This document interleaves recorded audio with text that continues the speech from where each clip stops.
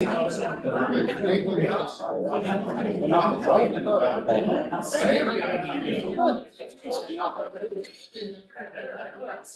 you can do a jump today. Good morning, everyone. It's Tuesday, May 6th, 2025 at about 12.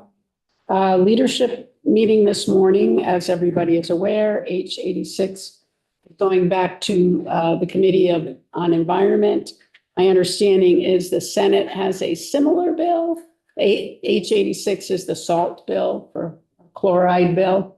My understanding is that the Senate is working on a bill, and I guess they'll take some of the language from this bill and try to meld it and come up with some kind of a compromise on that. I do know that VLCT is not happy with the bill, especially the civil liability in it. So stay tuned on that one. We heard S56 had an additional amendment to it. Those bills that are going to Ways and Means are S63, S109, and S127. Those are on notice for tomorrow. So they won't be up tomorrow for action. They'll have to come back up on notice. And going to appropriations from the notice calendar are H46 and H230.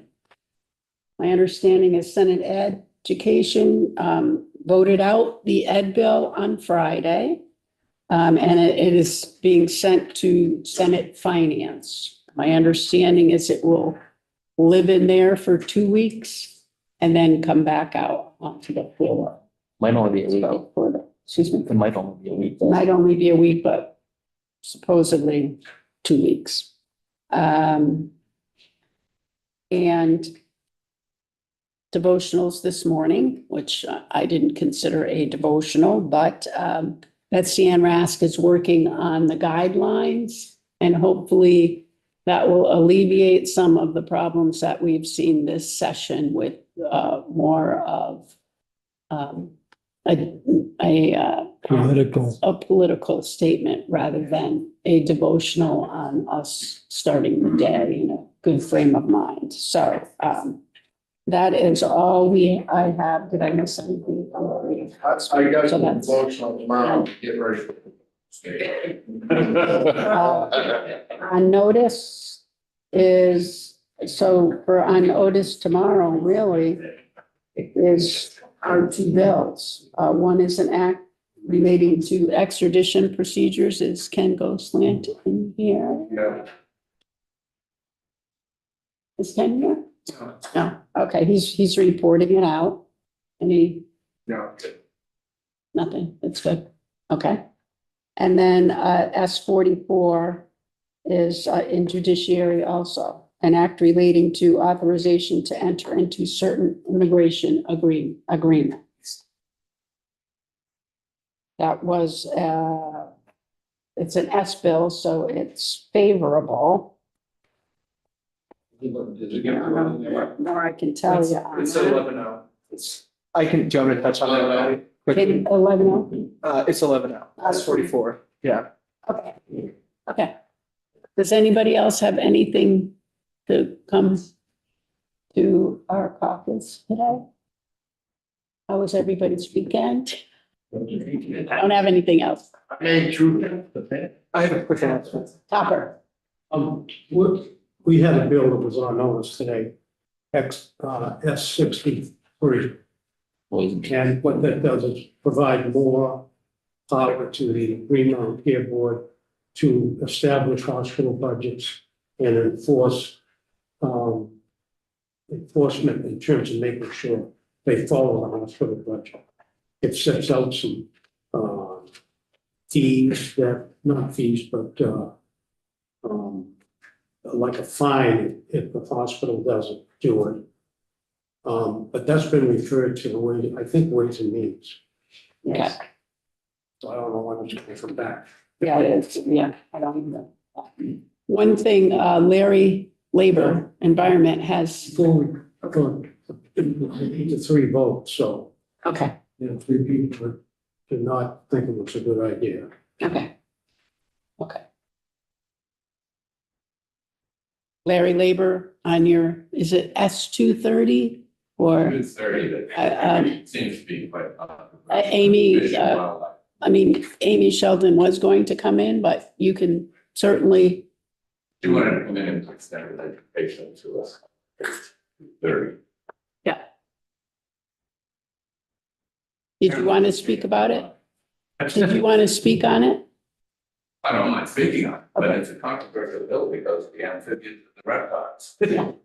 And the goal is to prevent interstate commerce or shipping of snakes or reptiles or whatever species that they feel is in danger. And you have to look at ANR's definitions of endangered. It's S1 through S5.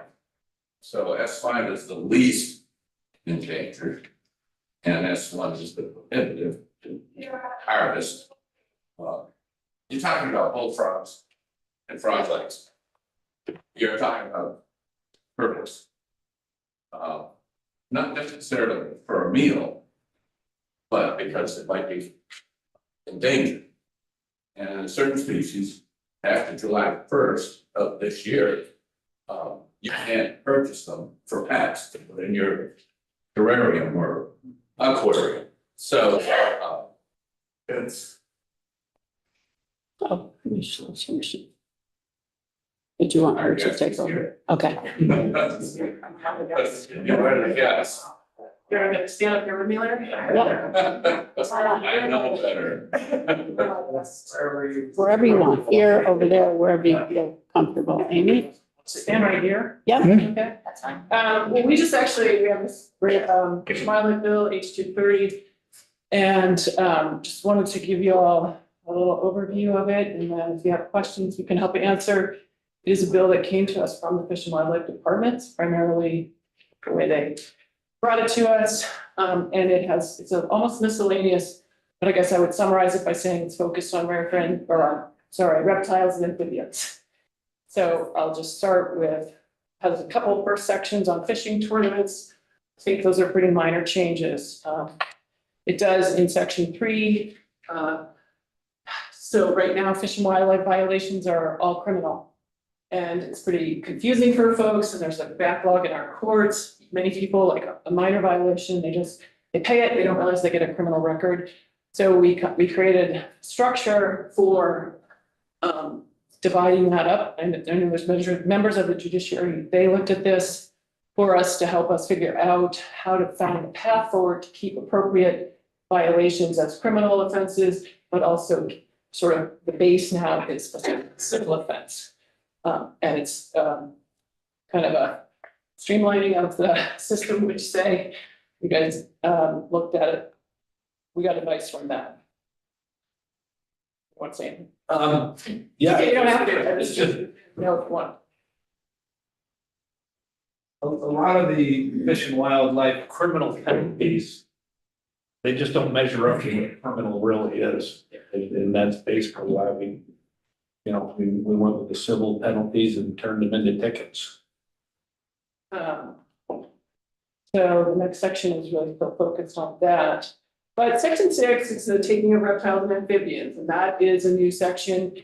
Right now in the state of Vermont, it's unregulated. Our relationship to reptiles and amphibians, they're not really game species. And it's become, we all know that amphibians in particular are very vulnerable to the stressors in the environment. So we have created a structure that will allow for in 18 months from when the bill goes into effect, it will actually ban the taking of all reptiles and amphibians unless the commissioner promulgates rules for the taking of them.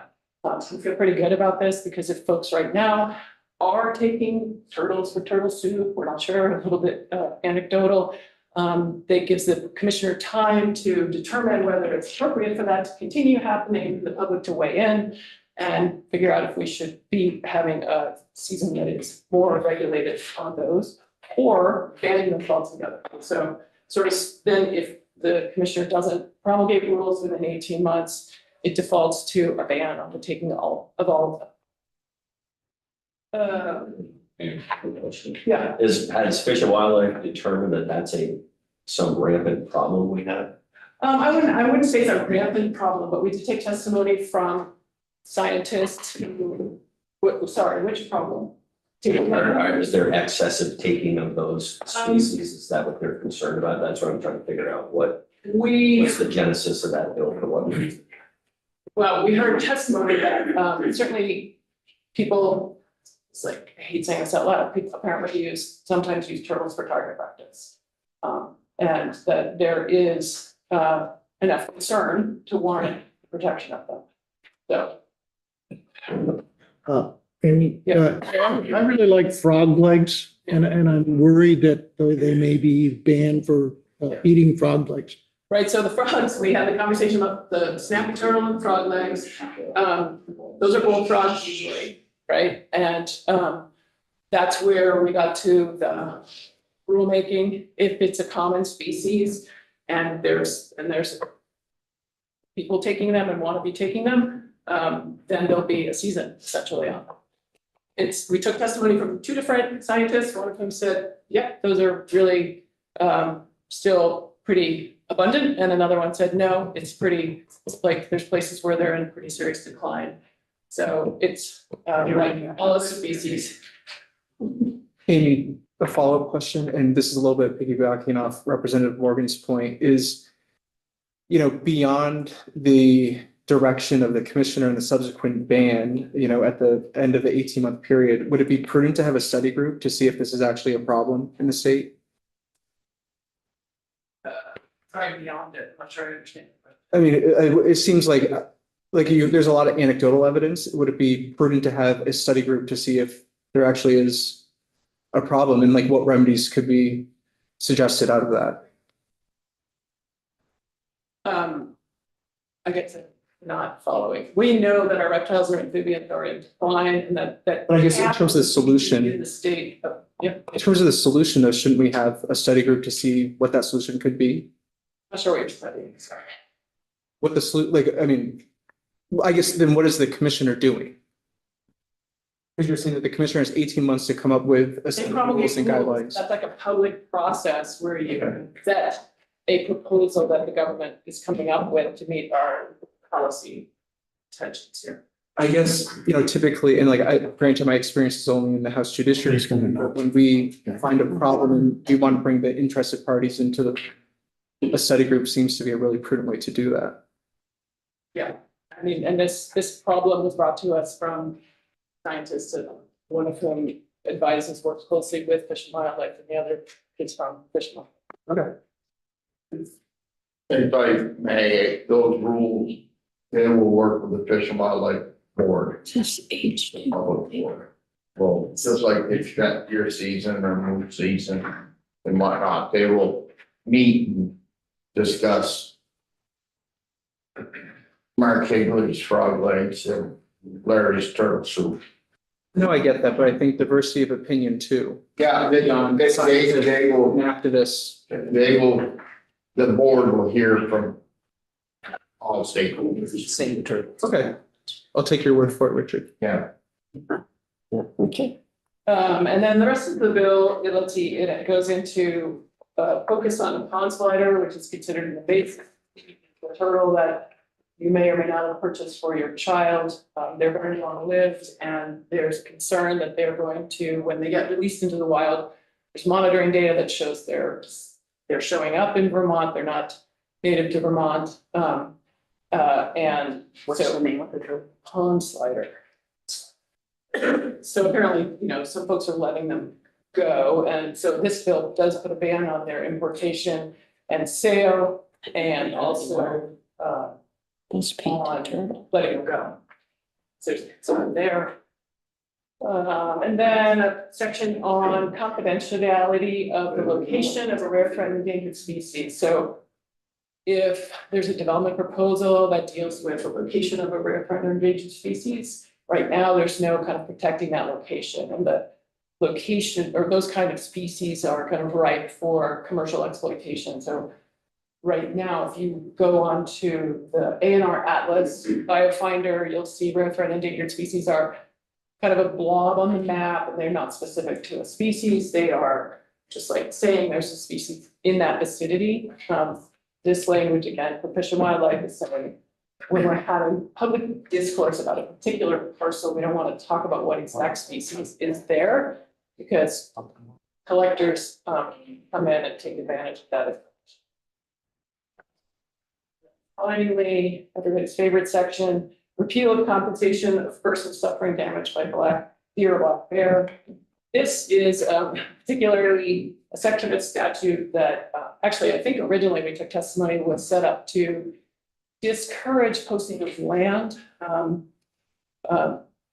encourage keeping your land open, but it's a program that has resulted in sort of erratic compensation for particular landowners, and Fish and Wildlife has asked that we repeal it. Yeah. As a grower corn, I never knew I could be compensated for the 10 to 20 acres that gets devastated every year by black bear at a cost of $1,100 per acre. And I realize there's been one or two people that have taken advantage of it, almost like Rick wrote it into their business plan. I'm not sure how I feel about that, although I do apply for a depredation permit every year, which they make quite difficult because you have to shoot the bear in the corn. And when the corn's 12 feet tall, you know, it'd be better if we could run the bear out of the corn. I'd like to see some trade-off with that, giving up the $5,000 they allow to get paid out for damage, crop damage done. The state of New Hampshire pays for all the crop damage. Other states do as well. That's all I got on that. Yeah. The black bear numbers have gone up in this state, and it's because of our agricultural practices. I'm really sure of it. That and Patty's bird feeder or something. But I won't hang up. I'm not gonna lose sleep over the money I never applied for that I didn't know I could have got. I just kind of surprised that it was out there in the first place. And one of the reasons we took testimony from A&R, it isn't just 5,000. Some persons got up to 140,000. Yeah. It's not a program like this. Right, well, monitored, that way. Someone got, That's why it's big. well, now I'm upset.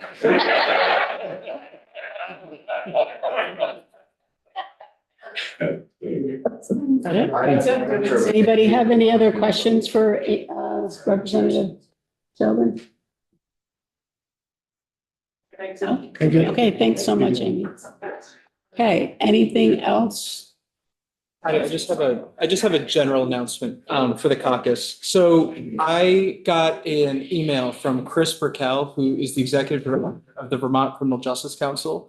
And on behalf of him and the 119th basic training class for law enforcement professionals in the state, they would love to extend an invitation to all of us for the graduation of the 119th class, which is Friday, May 30th from 10 a.m. to 12 o'clock noon. So I'll send an invitation. I'll be there. But I'll send it to all of you so you have it in your inbox. You may still be there. I'll be there either way. Okay. Anything else?